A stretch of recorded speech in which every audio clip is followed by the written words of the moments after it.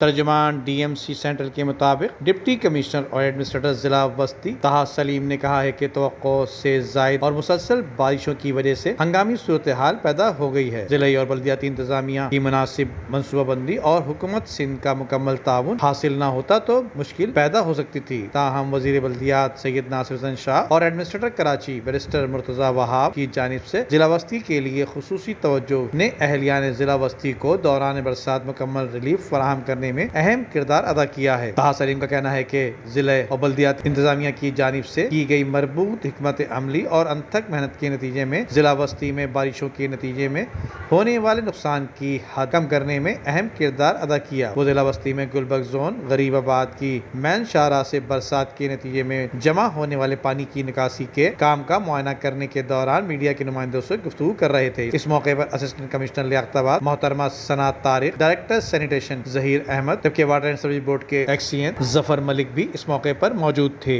Nadeem Siddiqui, metro 7 Pakistan. उम्दा में पकाएं और जी भर के खाएं।